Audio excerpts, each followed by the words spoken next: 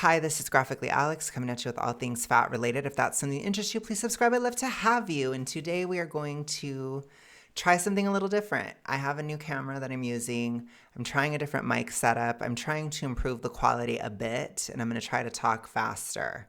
These are things that I've heard forever. Forever. Okay? Just so you guys know, I shouldn't get into this far, but part of it is because I film late typically, and I have to be careful because I have to be considerate, but I'm going to just film. So we're just going to go, hope for the best. I'm ready to fight. It's time for us to talk about Phaedra, okay? So let's go ahead and talk about the real Phaedra in terms of anti-FA, which is going to be NEDA. So a lot of people are wondering why YouTubers are being censored so much in terms of talking about downsizing and all this stuff. You fall by the letter D. That's why I call it the toxic ritualistic on this channel. So keep that in mind. If you are new, I do have links in my description that describe certain things. I do need to do a video doing just a basic orientation of certain terms that I use. But yes, that is what we're talking about primarily. And this person, the Fierce Fatty, I believe, Vinny, they are going to give us the history of this. This was brought to my attention by Compulsive Rambler, shout out, because she made a video about why this is happening. I actually shared it. If you guys are interested, it is my most recent post.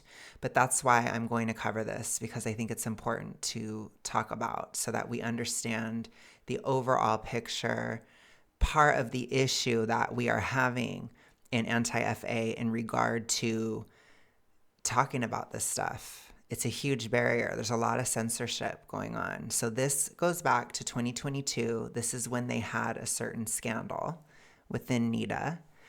This is the lore of NEDA for all my gamers out there. This is the lore. Okay, we're all going to get the lore together and be better equipped for this fight against fat acceptance zombies. Okay? So let's go. Nuts could be referring to peanuts, right? Okay, so we have a lot of stuff to do today. If you appreciate my work, go to the link in the bio for Ko-Fi and become a subscription for $5 a month, and or not, or you can do it for 10 or 20, whatever, or not. You can just listen and just listen. Okay, so we're going to go through the history of NEDA, anti-fatness and NEDA, firing of the CEO, AAP guidelines, ambassadors and lived experience task force, union busting the chatbot Tessa, calling community members liars and ignoring them, questions around conflict of interest, and alternative organizations to support and follow. Right? A lot of things. Links for everything I'm going to be talking about in the show notes. The show notes, fiercefatty.com/170. fiercefatty.com/170 for episode 170. Got lots of links. Yeah, so let's just do it. Well, no more faffing about. Let's do it. Okay, so the history of NEDA is, according to Wikipedia, says in 2001, Eating Disorder Awareness and Prevention, which is an organization, and the American Anorexia Bulimia Association merged to form the National Eating Disorders Association. At the time, Eating Disorder Awareness and Prevention and the American Anorexia Bulimia Association were, quote, the largest and longest standing eating disorders prevention and advocacy organizations in the world. And so NEDA is the largest in the States, maybe in the world. Great history lesson, Evan. I'm like, oh. And they're most well known. If you Google eating disorders, NEDA is going to be the one that comes up. So NEDA. So a lot of people have had good experiences with NEDA, and I've had bad experiences as a YouTuber. I'm just saying that I have. As far as we're concerned on this channel, NEDA is a barrier. It is an actual obstruction in this fight. I'm not pro NEDA at all in this because it's censorship. It's ridiculous. They are literally advocating against general actually just getting healthier. I can't even talk. Ooh. I can't even talk. I feel scared even saying it. I really do. It makes me nervous. But NEDA has been compromised. That's what we're hearing about here. We're hearing about the fall of NEDA, but I'm just saying it hasn't been good. It hasn't. A lot of people have NEDA tattoos, even. Basically, what they do is an American non-profit organization devoted to preventing eating disorders, providing treatment referrals, and increasing the education and understanding of eating disorders, weight, and body image. Yeah.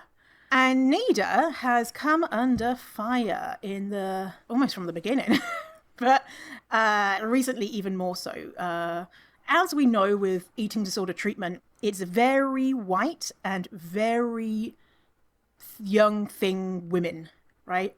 It's very focused on those with the most privilege, even though typical of who are not fat is not the most widespread eating disorder, yet it feels like a lot of times eating disorder associations are focused only on that, and that's the education that we get.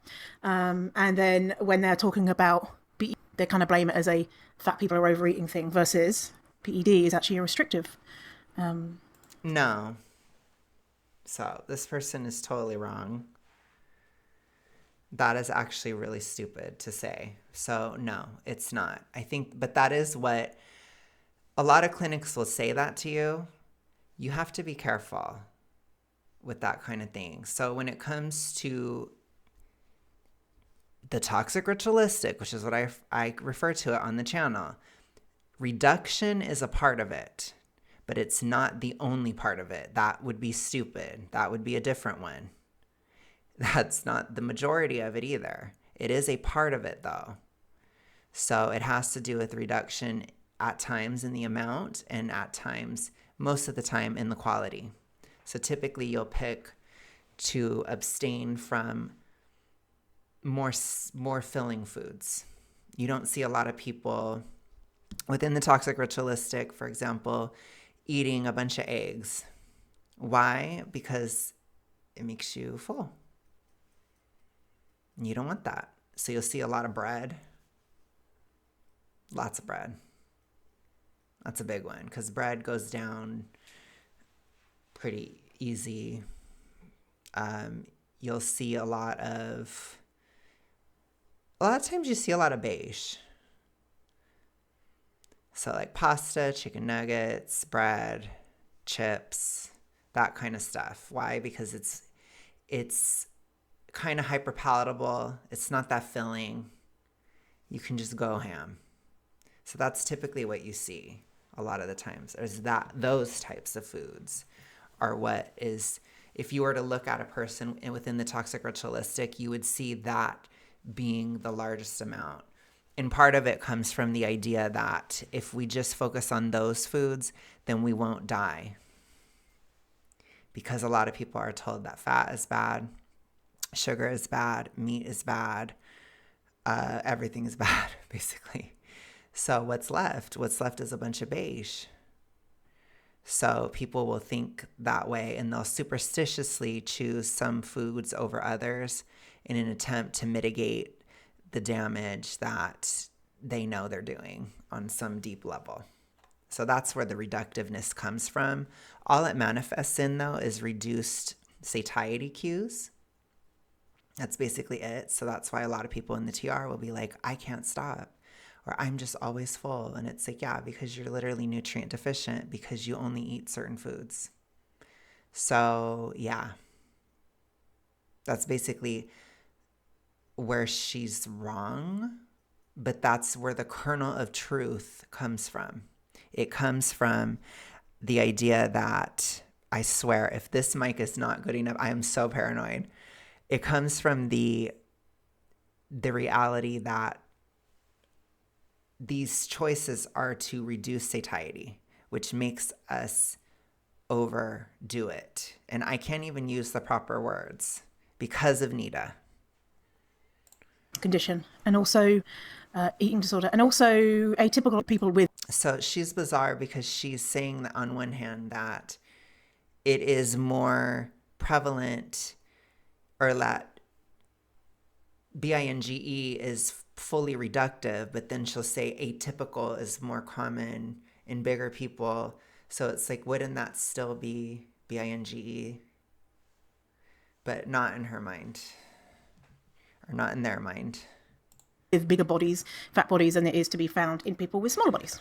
So NEDA has not always been great for people who are marginalised, and also it has helped people, and a lot of people appreciate the work that NEDA has done. So I want to start off with their anti-fatness, and I want to start with a post from Reagan Chastain. Weight in Healthcare, her Substack. If you're not subscribed, you should. You can get it for free, and also $20 a year. Well worth the money. Reagan's post: Eating disorders support chatbot promotes weight. Eating disorders support chatbot promotes weight loss, and this is from Reagan Chastain. And so Reagan talks about the history. So NEDA has had a long history of either ignoring higher weight people, as well as others with marginalised identities, or treating us poorly. NEDA tends to focus their attention on thin, white, cis girls and young women to the exclusion of others. And so NEDA tried to, I don't know if they did, they brought on, I'm going to say, I don't even know, I didn't finish the fucking sentence. They tried to do better. I don't know, maybe they did, I don't know. They brought on a fat CEO. Javice Turner. So it's probably going to be worse, because that person's probably going to be even more in the TR than typical. So it's probably going to be worse. You're probably even more likely to have a problem because somebody's fat. It actually shows that there's probably a problem. They're probably not a wise choice, especially in this area. That is really stupid. So the fact that they did that should already be causing some questions. Javice Turner, founder of the Binge Eating Disorder Association, so BEDA, and so quote from Reagan: it looked like they might be turning things around in terms of intersectional work. So they had a fat CEO. During this time, I was asked to become an official ambassador. Then Javice was summarily fired without explanation, and I publicly left the organization. Since then, NEDA has faced a significant amount of controversy for their actions around high weight people.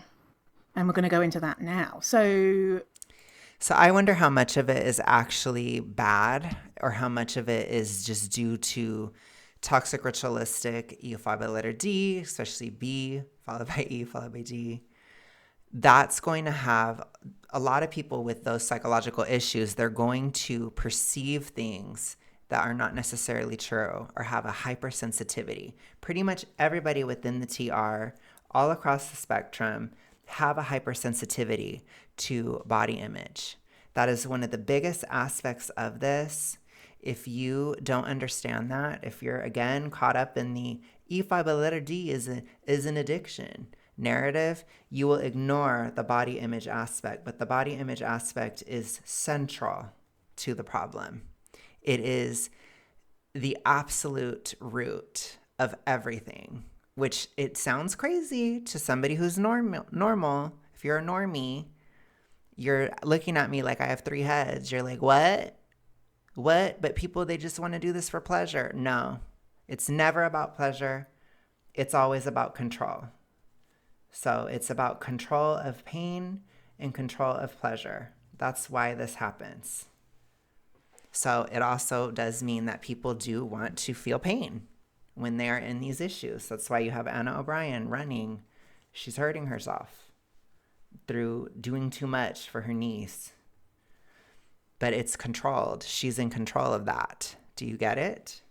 It's the same thing with consumption.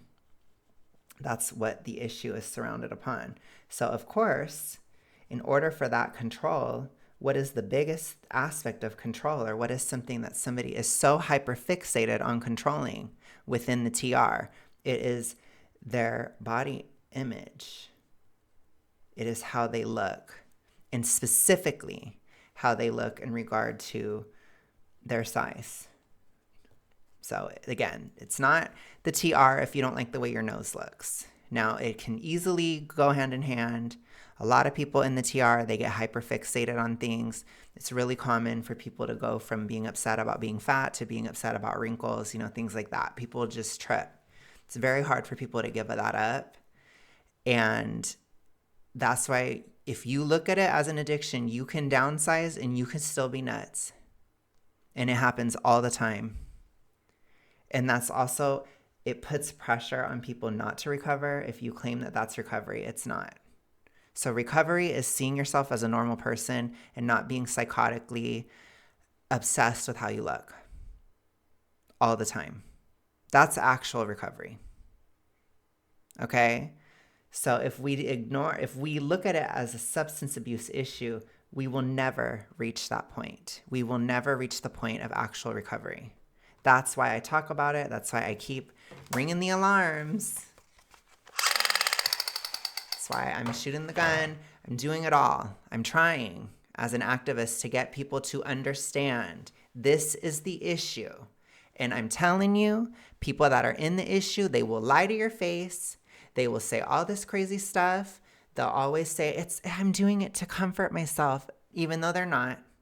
People will dead ass lie to you. And I don't know what it is about at least American society, but people cannot handle the fact that people will blatantly lie to you if they have the TR. It is absolutely a lie. Even if it is a self-deception, it is still a deception. It doesn't matter. It's not pleasurable. I can tell you, I was in it. It's awful. It's really painful and horrible all the time. You feel like you're constantly doing this, and it feels like a duty. That's why people within BINGE, they always are talking about these political things, and they're trying to make it some bigger picture because it's so horrifically miserable to do what you're doing that you have to justify it, not just to other people, but to yourself, because it's that awful. Which again, it's not about pleasure. It's about control. If you understand that, which a lot of people understand that as like a textbook definition, but they don't understand what that actually looks like. So if it's about control, then it's about controlling pain, controlling pleasure. I feel good today, but tomorrow I feel horrible. Why? Because that's what I want. If I want to induce a change in my emotional state, I can go look in the mirror really quick. I always have that available to me. You give me a mirror, I can become happy or I can become depressed and devastated or terrified just from looking in the mirror. That's all I need. That's what a zombie is thinking about a lot of the time. And people that don't have this issue, they don't understand how often people think about it. It's constant. Please understand, it is constant, especially if this issue is severe, especially if it's deadly severe. Then it is all the time. Remember, the sun rises and sets because I'm fat. That is the level of obsession. You need to understand that. That is even more so than the obsession with the food, which, yes, that is a major thing. Absolutely. That is a huge part of it, too. Okay, let's continue. Shavis, from what I can tell, I'm like doing research on Shavis. I'm trying to find out Shavis's. I presume she's white. She's white appearing. So I was wondering if I might be wrong on that, because I'm thinking, they would have been doing better if they also hired someone for the CEO position, which was someone with other marginalized identities. I don't know. Anyway, so this happened in 2020, right? So I have a post here on Facebook from the Center for Body Trust, and it's an open letter to NEDA. And so I'm going to read it. So, dear NEDA, we are writing to you regarding the recent firing of Shavis Turner. We're concerned about what this means about the priorities and processes within the NEDA organization. We were shocked and disturbed to learn that this is a zombie takeover. Let's just be aware of this. These are people that are nuts. I know people don't like it when you say that, but I have to say it because people don't get it. If I tell you guys calmly, if I say people within the TR, they are not in their right mind. They are struggling. They're having mental struggles. Does that paint the picture? No, it doesn't. They're unhinged. They're trying to get control over this. Do you see? It's a control thing.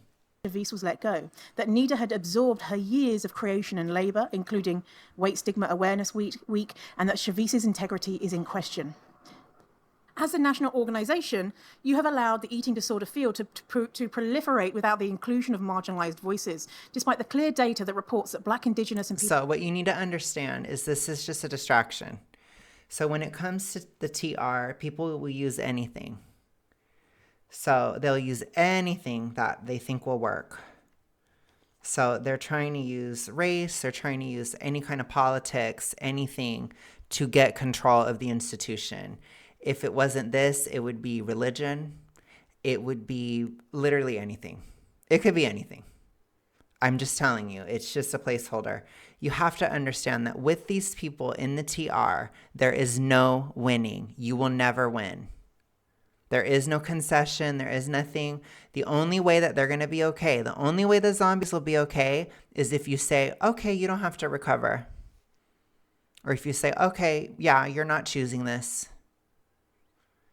Anybody who recovered, they were just lucky. If you say that, then they'll calm down, because the whole point is, I don't want to change. I don't want to stop. That's the point. So if you understand, like, if this organization is meant to stop it, then they're going to do anything in their power to undermine. So they went really hard into the fat phobia thing. That's what it sounds like, which I've always said, it's a way to get control. That's all it is. That's all it is. People of color, as well as trans and non-binary people, have high rates of eating disorders that are invisibilized by the field. They do not have access to affirmative, effective care. And they do not have access. The eating disorder field continues. The TR does not discriminate. There are people of all types that have it. It does not discriminate at all. So you can say that some communities have it more than others. I don't know. I would say that it's probably more likely that some communities report it more than others. That's what I would say. I don't know if we're ever going to get real answers on that, because one of the things about these issues is they're secretive. So a lot of people don't say it, and a lot of men think that it's impossible to have it if you're a man, which is not true at all. So that's like a huge amount of people that are just not ever even considering it. And that being said, I don't want you to think that you have it. You probably don't. You know, most people don't. It's not that common, but it is common enough to contribute to the obesity epidemic, and it's common enough that these people, especially in large numbers, they are able to overrun institutions like this and then convert it into a zombie horde thing rather than an actual recovery-based thing, which is what sounds like what happened with NEDA, which is why YouTubers today cannot talk about healthy downsizing, because that's the goal. It's to shut it down. They want to control other people. So you can't just ignore this either, because although, yes, people in the TR are a minority, for sure, they are an incessant one. They are zombies, I'm telling you. So they will go farther and harder than anyone you could ever even know, and they'll do it covertly and secretly. Behind the scenes. That's why nobody knows that this is even happening. Nobody knows that this happened. This is 2022 that we're talking about this. And that was in the past, it was happening. So now by 2024 and 5 and 6, look at how much power they've gotten, where I can't even say WL anymore. It puts a lot of barriers to talking about this stuff. And that's kind of the point. They want people like me, they want people like you, if you're in this sphere, to not talk about it. They're trying to silence you. They'll silence you using censorship outright, and they'll silence you using money. So to demonetize you. So they want to make it very hard to talk about. They don't want it to be blatant. They don't want people to know that you can just get out of it. They don't want that. They don't want people to know that you can just downsize. The whole gig of it, the goal of the zombie horde, this is the honest truth. So you can take it for what it is. The zombie horde goal is to get people in general to be as fat as possible. And that serves two purposes. So for the reductive side of the TR, so Anna, they can feel more competitive and better than all the fat people. And that's kind of the same thing for Mia as well. But when we get to Hinge, to that one, the TR, which is, Binge, when we get to that one, it's to make yourself feel better by comparison. So the whole point is, well, I may be fat, but I'm not as fat as that person. That's the whole goal of Binge. Well, I'm still doing better than them, or I have it better than them. And they'll talk about it a lot. And then some will say, well, actually, I have it worse than you. So regardless, it can go either way. People don't understand that. With Binge, it's very vacillating. It's highly anxious. It's very, very ruminating. So it's hard for people to understand that haven't been in that. But somebody can feel great about the fact that they're fat one day, second, minute, hour. And the next one, they can feel like crap over it in an instant. And it's like a roller coaster. So I know that's hard to understand, but literally, they want people to be fatter so that they can look at somebody and be like, well, I'm fatter than them. I have it worse than them still, but also I'm thinner than them. I'm not as bad as them. And it'll be like, again, it's not totally rational. I need you to understand it's not. It is not a rational thing. People get so uncomfortable with mental illness and stuff, but this is delusional. It is actually delusional. It's not cute delusional. It's crazy. And again, this type of stuff, it thrives in secrecy.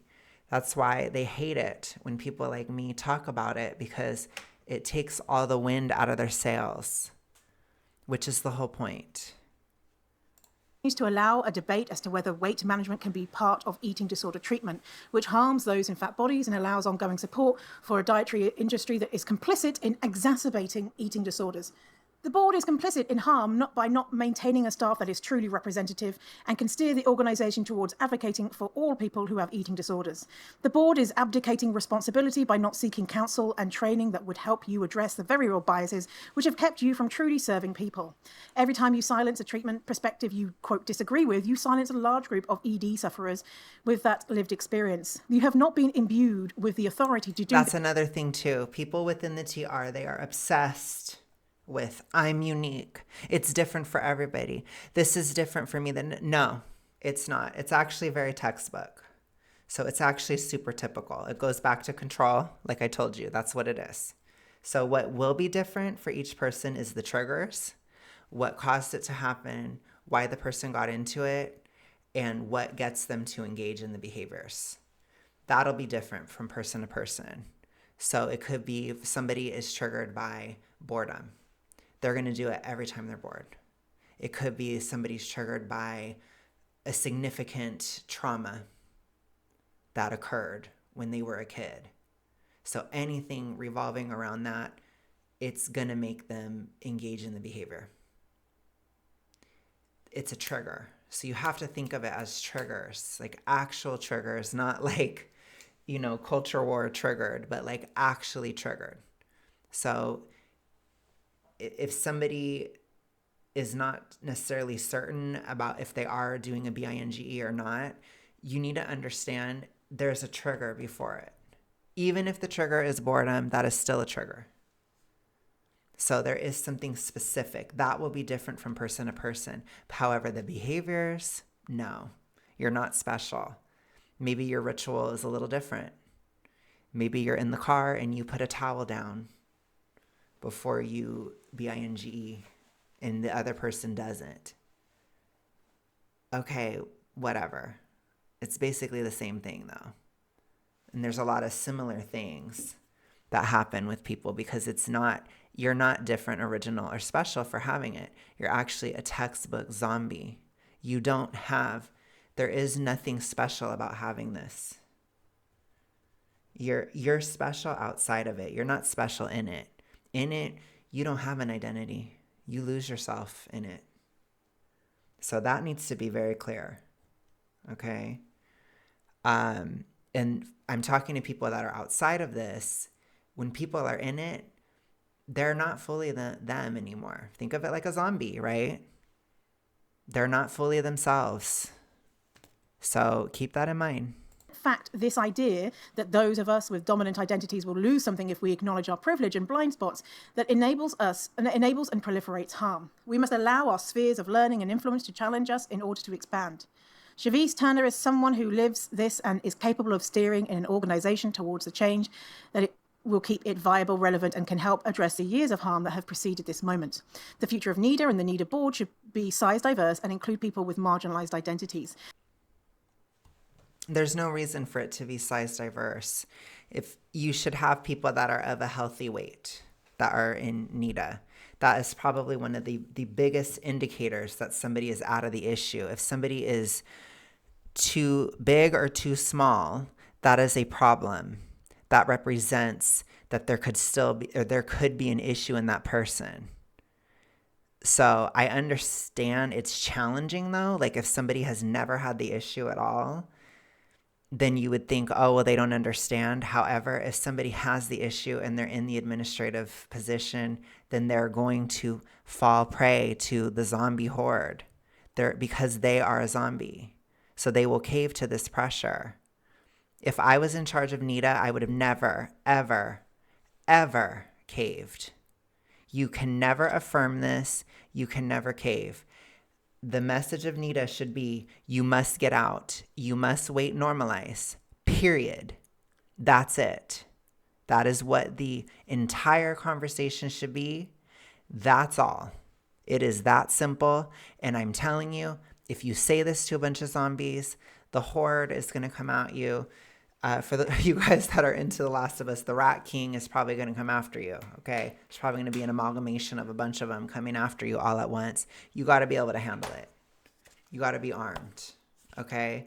Because it's not going to be cute. If you actually are about fixing the issue, then it's not cute. Recovery from this, especially from a severe perspective, is not cute. What do you think happens to a person that is dying to be in control when you tell them they have to stop? When you try to put on some kind of limit on that person? Do you think they're going to act rationally and calmly? Or do you think they're going to freak out? Now, I don't blame the general population for not knowing this. However, this organization should know this. This organization should know not to listen to this. They should know that people are going to use whatever in their power to get control of the situation. They're going to be manipulative. They're going to gaslight you. They're going to lie to you to your face. It doesn't matter who this person is. They would have still had an issue. They'll find something else. You cannot win. There is no winning. I'm telling you. There is no winning. The board and NEDA leadership need ongoing DEI training, consultation and mentoring, yes. If you are in the way of progress, you need to step down instead of firing those deemed outliers like Cherise, who are actually leading with a skill set that can weather disagreement, celebrate difference, and work relationally with organizations towards necessary change. To me, that just means that she wasn't actually pushing back. She wasn't saying anything that they didn't want to hear, which that means they're not in recovery. Like they're not recovered. I do think a person that's helping with E fall by letter D, they should be able to do it calmly and without shame. So that is a challenging thing to do, to say something calmly, without shame, and steady, and to hold steady and not affirm. Never affirm these issues, ever. Never give an inch. No credit, 0. You don't play with that. You have to understand, a lot of people that are severe like this, it's like the emotions of a toddler. There's deep trauma. There's arrested development. Maybe they have like a high school mindset or something at best. At worst, it's like a toddler. the emotional control is not good in this area. There's usually tons of arrested development. I think it's because of the suppression, and it's also because of the behavior. The behaviors in and of it themselves, they create barriers in the brain. You fry your brain when you do this. So it can create a cycle where they feed into each other. The mental illness creates a physical illness, and the physical illness strengthens the mental illness. This is zombification, as I would call it. This is what happens to people. So they cannot be in charge. You don't give them any credit. You don't give a zombie credit. You don't. You cure them. You don't give them credit. You say, no, you have to stop being a zombie. Even if they don't want to hear it, you have to say it over and over again. No, you're not going to do it anymore. Nope. We're curing you. Nope. I don't care. It doesn't matter. It doesn't change reality. This isn't right. No. It doesn't matter. That doesn't matter. It's still not right.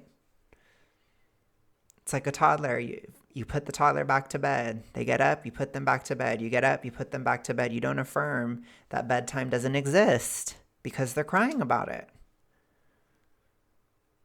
People in this problem, they don't have a strong relationship with reality. They are delusional. It is a mental illness, and it is that simple. And I don't know how we've lost that understanding of this issue. We've completely lost it. Eager for your accountability and for your plans to rectify this harm, we have also signed a letter drafted by the community that details specific calls to action by #AmplifyMelanated and trans folks fighting eating disorders that should steer your next steps. We request notice of receipt of this letter and a clear action plan from NEDA moving forward. And that's, sorry, I'm just saying, Hillary, Kinnevy, Dana, Sturtevant, Be Nourished, LLC. I mean, those names are so familiar to me, and I've never read them out loud, and I'm like, oh dear, I am struggling to pronounce things. So, they fucked up. They have been fucking up. So, in January 2023, American Association of Pediatricians, we'll soon find out, American Academy of Pediatrics, released the Clinical Practice Guideline for the Evaluation and Treatment of Children and Adolescents with O-Word on January the 9th. So I'm going to read a quote from Self magazine about this. So basically, these are the people who were saying, we treat children, pediatricians, and this is how you should treat fat children. Okay. So quote from Self magazine. Some pediatricians support the organization's aggressive weight loss recommendation for kids and their families. The AAP has also garnered some extremely strong criticism for 3 recommendations in particular. So these are recommendations. Pediatricians should refer kids age 6 and up with O-words to, quote, intensive obesity and overweight, health behavior and lifestyle treatment with the goal of reducing their BMI.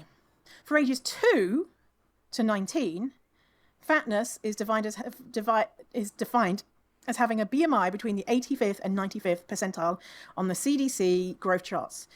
And the other O word is defined as having a BMI at or above 95th percentile. Pediatricians should offer weight loss drugs to adolescents aged 12 and up. Pediatricians should offer a referral for weight loss surgery evaluation to teens aged 13 and up with severe O-word, defined for ages 2 to 19. Okay, so I don't agree with that personally. I really don't. I don't agree with the drugs or the surgeries for minors. I just do not agree with it whatsoever. I do not think it's necessary. But I think that there does have to be some kind of intervention going on with somebody in that. And, you know, a lot of times teenagers that are that big, there are deep psychological issues going on.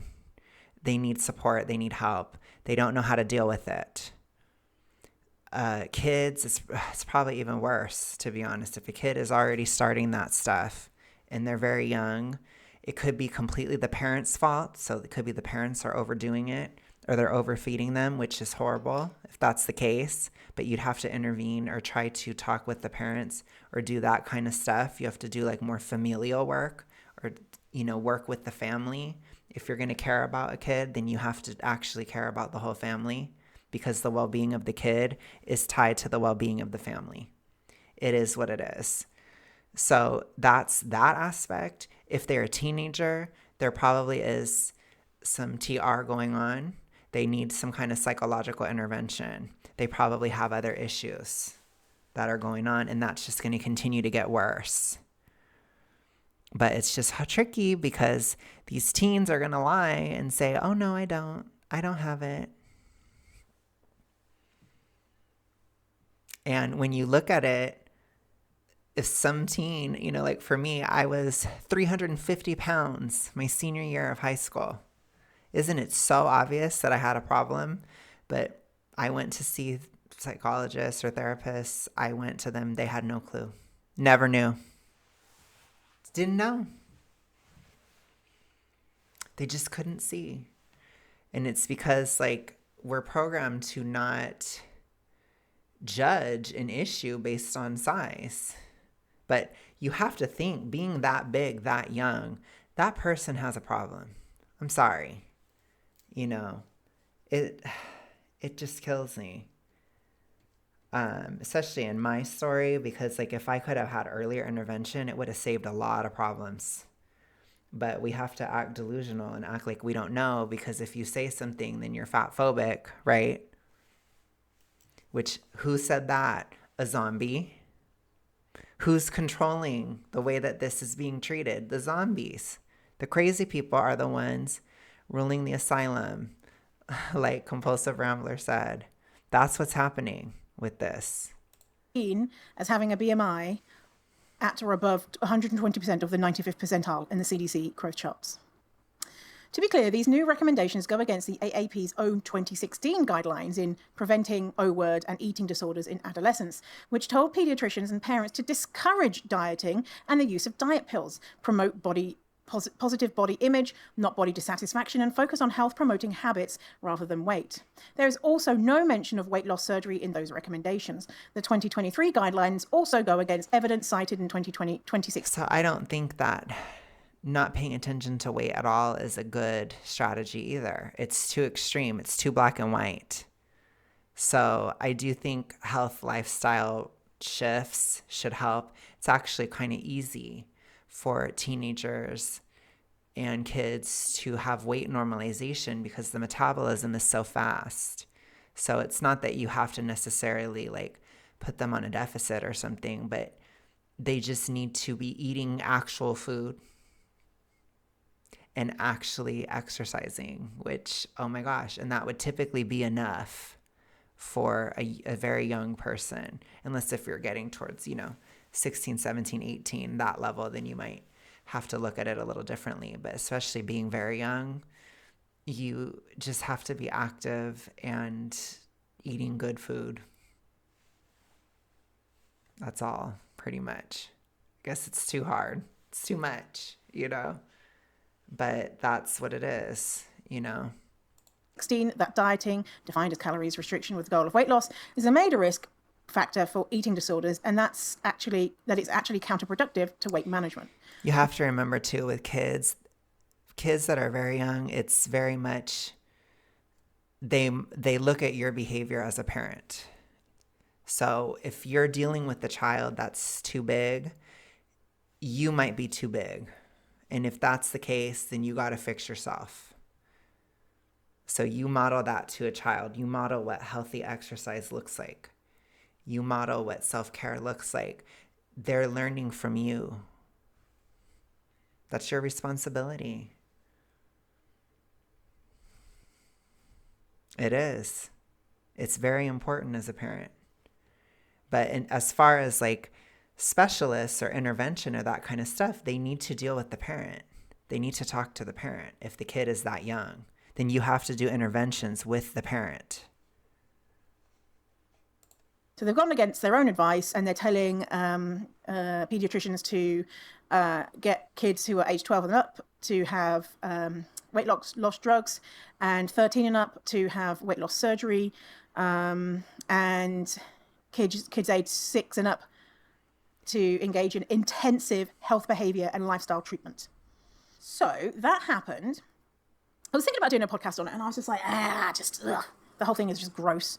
And I don't want to. So in response, many people and publications came out and said, this is fucked up. And the eating disorder charities, organizations, all came out and said, this is fucked up. This is going to cause eating disorders, apart from NEDA. So this is what NEDA said. NEDA stated. So they used pressure from other groups, which again, you always have to look at these groups with the utmost scrutiny, because false recovery is major. It is huge. It is not talked about enough, but false recovery is a huge part of this problem. So there are a lot of people who act like they're recovered and they're not. And they're not actually trying to help anybody. And I understand it on its face, like why it happens. Because sometimes you are delusional and you think that you're actually recovered, but you're not. Like if you have an absolute terror at the idea of somebody else downsizing, you are not healed. You are not out of it. Let me be the one to tell you. You're not. It should be as boring as whatever. I don't even know. It doesn't matter. It's most of the time it's none of your business. So why are you that upset? It's usually a projection. So it's, this person has E followed by letter D. Oh my gosh, because I did. Because I do. I did. They do. They still do. Quiet. And this is their first post on Instagram. Oh, let's read it out. And people were, they were not mincing their words. Other eating disorder organizations, they were saying this is wrong. This is not evidence-based. This is going to cause harm. So AAP released their guidelines January 9th. Nothing from NEDA. Post on February 3rd. This says, I'm going to read it out. NEDA shares position on AAP guidelines. Bearing in mind, this is an eating disorder charity. Okay? What should their response be? The response should be, whoa, AAP, that shit is fucked up. What were you thinking? Let's work together immediately to fix this because you are going to kill children. These recommendations are so harmful and preposterous, not evidence-based, just steeped in bias. I don't agree with the surgeries or the medications. I don't. I really don't. That I will say I do disagree with. But as far as some kind of intervention, no, I don't disagree with that. I don't. That you should all just jump in the garbage. Okay, so that's the type of response that But I do think it should be focused more on diet, especially the younger the kids are, because your metabolism is so fast as a kid that just changing the diet would probably be enough. But like I said, that's just too much. It's too much effort, which, okay, even if you have to go very cheaply, you should never be feeding your kid fast food. You know what I'm saying? Because it's expensive. And it's very bad. It's not healthy. So it's like you don't have to do that. And if you're in control of your kid's diet, you know what I'm saying? Because she's talking about all these different age groups. It's hard to lump all kids together because they're not the same. Like an 8-year-old is not the same as a 16-year-old. It's totally different. So I don't even really know. I mean, I guess it's easy for her to just say, don't do anything ever. Which, okay, thanks for the solutions there. It should have. So at NEDA, this is their response. At NEDA, we take our role and responsibility as a patient advocacy organization seriously, and that means gathering all the information possible and engaging in conversations before responding. By the way, this has been a month. We believe the critical first response belongs to individuals with lived experience sharing personal stories and the impact of the messaging. And this is, so by the way, at this point, people had been screaming at NEDA. This is what we want. This is what we need. Please listen to us. And NEDA has been like, la, la, la, la, fingers in ears. Don't want to listen to you. Now they're saying, we need to listen to the fat people. These voices need to be heard first. Yeah, and it just keeps getting worse. So it didn't help, did it? And we admire those who have brought those memories forward with courage and vulnerability to highlight the impact of their experiences to advocate for change. That's the statement. That's the statement. That it is nothing. It is nothing. Where is it saying, whoa, this is fucked? the community was like, no. If you go and so the links to all these posts are in the comments. Yeah, go read the comments. I mean, I'm just here reading them. So one from Dr. Rachel Milner. If you don't know Dr. Rachel, go follow Dr. Rachel Milner on the Instagrams. That's just the account, Dr. Rachel and Milner with 2 L's. Who says, NEDA, this statement is disappointing but not surprising coming from your organisation. This statement confirms what so many of us already know to be true. You believe fatness is a problem. You think supporting weight loss in kids is okay. And They just use shame. Do you see? They use the shame that they feel. That's what they do. It's horrible. So it's just shaming tactics. You have to listen to me or you're a horrible person. You're a horrible, horrible person because I have anxiety and what you're doing is causing me anxiety. That's what it is, which no, it doesn't matter if you're getting anxious. Like part of recovery is anxiety. You have to learn to deal with that without these crutches, without this ritual, without this controlled pain. You have to get past that, which means you're going to have to be anxious. And nobody wants to hear that. They never do. Your concern as an organisation is only for the very small percentage of people with low weight anorexia. Your circle-spinning pile of words in this statement could not hide your core values as an organisation. Given that you talk about screening and education of eating disorders in the document, here's a bit of education for you. Every single child who is exposed to any, quote, intervention in these guidelines is at risk for an eating disorder. Every one of them. Anytime a child or adolescent loses weight, no matter what their size is, there needs to be concern for an eating disorder. If you plan to be, quote, collaborative partners in the, quote, development and dissemination of anything in these guidelines, please be clear that you are then, quote, collaborative partners in causing eating disorders. No, that's not how they're caused. They're caused by trauma. Trauma and extreme stress. That's what they're caused by. It's not caused by a diet program. Now, if that diet program is traumatic, then okay, then maybe it could actually cause it. But again, it's not shifting from eating Twinkies to apples that's going to give you an E followed by the letter D. It's not. If you're being yelled at all the time, constantly, or abused, or if something horrible is going on in the home, that could cause it. If something happens to you that's really bad that I can't even really talk about because, I don't want to cover too many forbidden topics on YouTube. But if that happens, it totally could cause it, or you could go into that. Or it usually has to do with a more milder form, in my opinion. It has to do with being overstressed, overtaxed, doing too much. So working 2 or 3 jobs or not having a stable living situation. That usually is it's a later onset type of thing if it's more mild. So it's usually like certain stressors or having a chaotic living situation, or that can happen as a teenager too, where you're in chaos all the time and you want control. If you feel like you don't have control in your life, then that's where it comes from. So there has to be something causing that. And kids, they don't have control over their lives. I don't even think kids are comfortable with that. Kids need structure. So it's a totally different thing.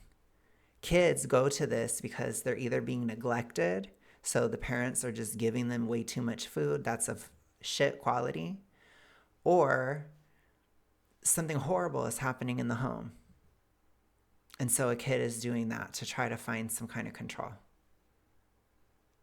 And that's going to be a very severe problem if it's not dealt with or intervened early. It's just going to be horrifically bad as time goes on.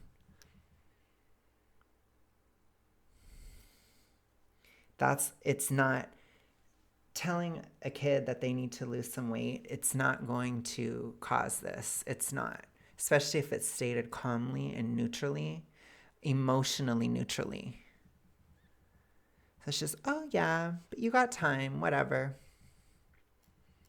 We're just going to make some changes. We're going to try some new foods. They might not be happy, but again, there were plenty of times when I was a kid when I just wasn't happy. It doesn't mean anything. So, you try to make food taste good and stuff. You don't have to have it be like horrible, But anyways, okay. And putting kids' mental and physical health in danger. Just be real with your followers about where you stand. Don't try to gaslight people into thinking that you are advocating for fat kids or fat kids with eating disorders. This person that wrote this is a clicker. Do you hear the unhinged anxiety? Do you hear it? Because I do. It's driving me nuts. I'm telling you guys, I hope that you guys have nightmares about these zombies. I do, because I feel like I'm going to. I feel like I am. A clicker wrote this. And a clicker, if you don't know, it's a zombie that's blind. And it clicks and it uses echolocation. It goes like this. And if it hears you, then it pounces and attacks you. It's reactive. They're like the reactive type of zombie. They're fast and reactive. That's a clicker TR zombie that wrote this. It's unhinged. What's particularly sad to me is I'm guessing that your board and members of your advisory council had to sign off on this statement. That's a severe person, by the way. Severe. That's somebody that has it bad. So somebody who has it bad is trying to take control. No.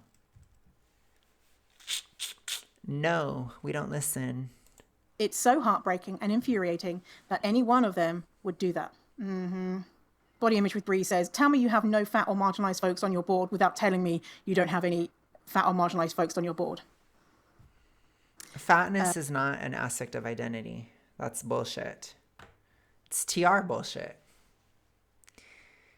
Gosh. Okay, I think I might need to take a breather from this. Let me try to get to the rest of her tangent here. I second. Their tangent. Hey, Sharon Maxwell. Quote, NEDA is an organization who states they have a seat at the table for all, but it turns out they didn't check to see if the chair was inclusive for all bodies. Yeah, so people were making posts saying NEDA is dog shit. Then NEDA came out. Okay, we'll stop it there because I need to stop. Alrighty, it's getting late here. I will talk to you guys later. Please leave your comments below. This is an important thing. So even if this doesn't get like tons of views or whatever, we on this channel need to know. And I want to thank Compulsive Rambler again for bringing this to my attention. I really appreciate it because I want us that are in this resistance, the actual resistance to the zombies. We need to know what is going on with YouTube, why this is happening now, okay? So I will talk to you guys again soon. Have a good one. Bye.